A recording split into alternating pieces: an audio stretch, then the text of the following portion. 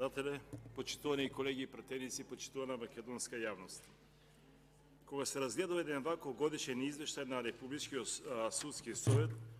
кој како независен орган треба да ја гарантира и обезбедува самостојноста и независноста на судската власт, секоја сметам дека треба да се тргнува од основните начела на Уставот и законите кои ја уредуваат и гарантираат независноста и непристрасноста на судството. Но општата состојба во судството во Република Македонија не само во изминатата година, туку и неколку години наназад, сметам дека оправдано е следат многу критики и забелешки во поглед на независноста на македонското судство. Политички притисоци врз работа на судиите и судскиот совет, што сериозно го доведува во прашање почитувањето на начелото за независно и непристрасно судство. Веднаш на почетокот на извештајот воочлива е еден фрапантен податок во негативна смисла, со кој се информира дека според показателите во текот на минатата година, Судскиот совет е извршил избор на вкупно 6 судии, од кои по 3 во Основниот граѓански суд во Скопје и Основниот кривичен суд во Скопје. Овој податок зборува за неефикасноста на судскиот систем и негрижата за создавање и избор на стручни кадри, судии во судовите во Република Македонија. Извештајот ја потврдува констатацијата дека малиот број на избрани судии е поради нефункционалноста и немањето на соодветен кадар од Академијата на судии и обвинители, како и значителното влијание на политичките партии во изборот на судиите.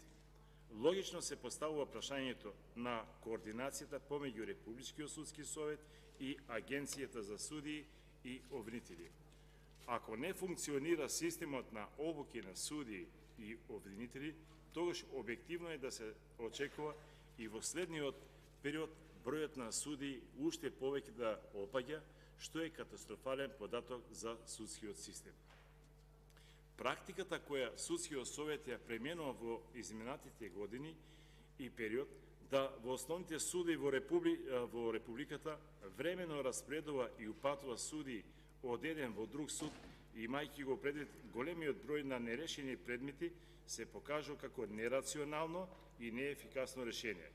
Ваквата констатација ја потврдува фактот од извештајот дека очигледно не се добива на ефикасност во решавањето на предметите, а се прават непотребно трошоци при упатувањето на судиите во другите судови.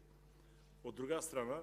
ова зборува и за фактот дека Републичкиот судски совет нема или тешко воспоставува евиденција на обемот на работата, нерешените предмети, сложеноста на предметите, така што оваа пракса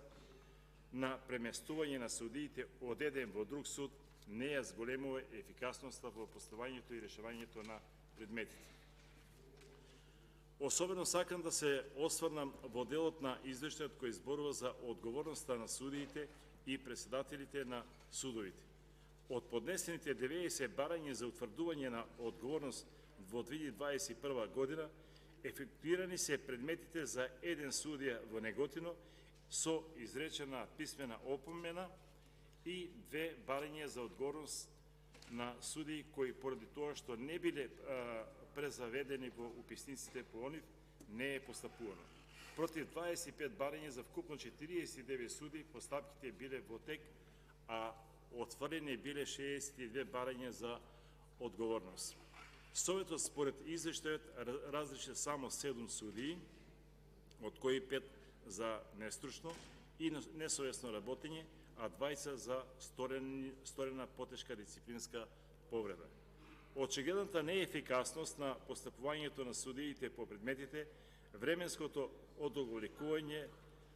на судските постапки, заборавањето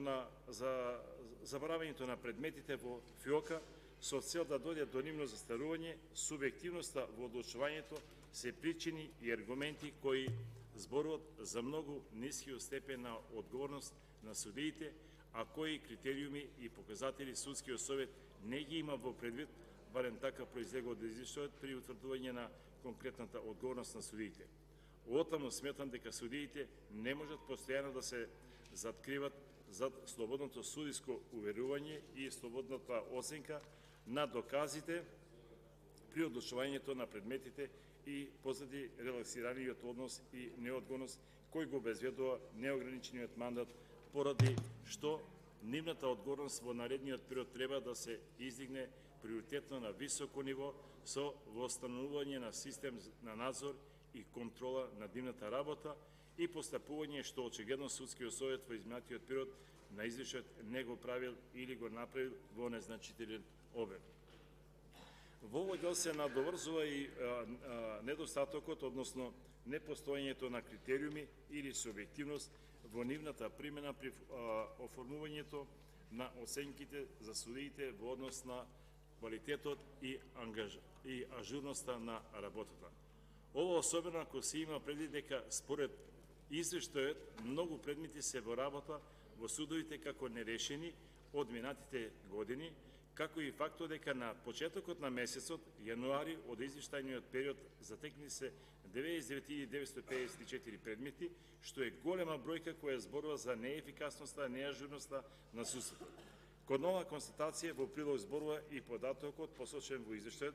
дека во 2021 година судовите успеале да решат само 2256 од заостанатите предмети, што е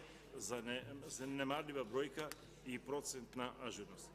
Почитувани колеги пратеници, голема е бројката што ја презентира извештајот за нерешените судски предмети од претходните години, новопримените предмети кои не се решени благовремено. Ова цифра надминува 1.300.000 за останати предмети во тек на решавање и новопримени предмети. Сите овие предмети или во голем дел и процент може да се подведат и да се третират како нерешени предмети, што е голем товар, обврска, балост, барање и спорови на странки, правни лица, по кои се очекува искот со години за многу судбини, односи, развој на стопанските субјекти и друго. Се тоа можам да констатирам дека и преку извештајот го потврдува високиот степен на неефикасност на судовите во Република Македонија и недовербата на граѓаните во судските институции. Ваквите констатации како пратеници сведоци сме дека ги сретнуваме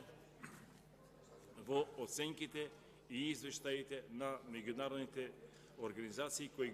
ги оценуваат состојбите во судството во Република Македонија и ги истакнуваат отворено критиките и појавите за независноста на македонското судство и нарушување на начелото на владењето на правото како еден од основните начела во остварувањето на уставно за гарантираните права на граѓаните во нашата република. Благодарам.